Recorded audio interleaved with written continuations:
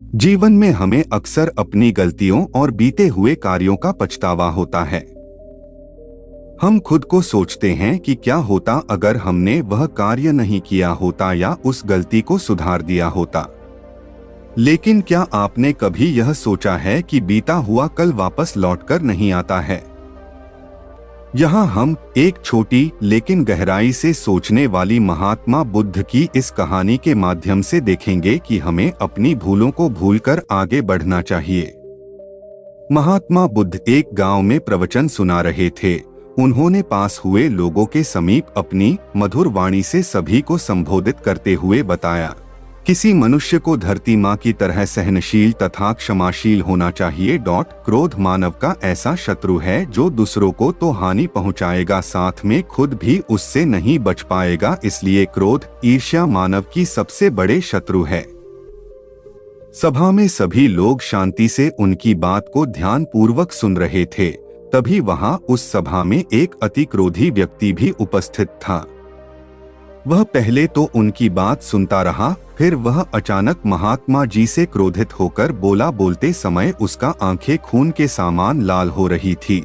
उसने बोला कि तुम ढोंगी हो, यहाँ बैठकर लोगों को बेवकूफ बना रहे हो। यह जो भी तुम कुछ कह रहे हो ना, इसको सचमुच करना बहुत मुश्किल है।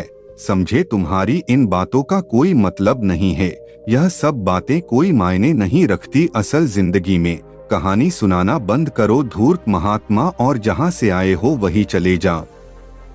ऐसे कठोर वचन सुनकर भी महात्मा जी ने उस क्रोधी पुरुष का कोई विरोध नहीं किया और न ही उसकी बातों पर कोई भी प्रतिक्रिया दी। वह शांत रहे और अपना काम करते रहे, जिससे वह पुरुष और भी क्रोधित हो गया। उसकी समझ नहीं आया वह क्या करे। तब उस पुरुष ने महात्मा जी के मुंह पर थूक कर चला गया।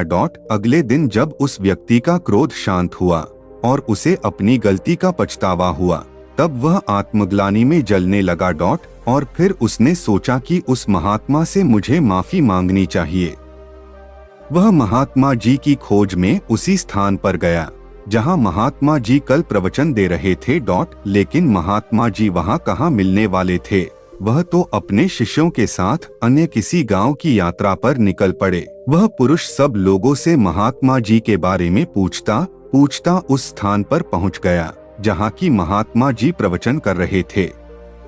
तब उस पुरुष को महात्मा जी के शिष्यों ने उसे उनके पास जाने से रोका, लेकिन महात्मा जी ने अपने शिष्यों को आदेश दिया कि आने दे उस पुरुष को। तब वह पुरुष महात्मा जी के चरणों पर गिर गया। उनसे बोला, मुझे क्षमा कीजिए महाराज। उसने महात्मा जी से पूछा, क्या आप भूल गए हो कि मैं वही जिसने कल आपका इतना अपमान किया था? मैं अपने दुष्ट कृत्य की आपसे माफी मांगता हूँ। तब महात्मा जी ने बड़े शालीनता से उस कौन सी बात? तब उस पुरुष ने बड़ी हैरानी से महात्मा जी की ओर देखा। महात्मा जी बोले कि मैं तो बीती बातें वही छोड़ आया, क्योंकि बीता हुआ कल कभी वापस लौटकर नहीं आता। इसलिए बीती हुए बातों की वजह से आज और अपना आने वाला कल नहीं बिगड़ना चाहिए। जो हो गया सो हो गया। तुम्हें अपनी भूल का एहसास हुआ, यही सबसे बड़ी बात है।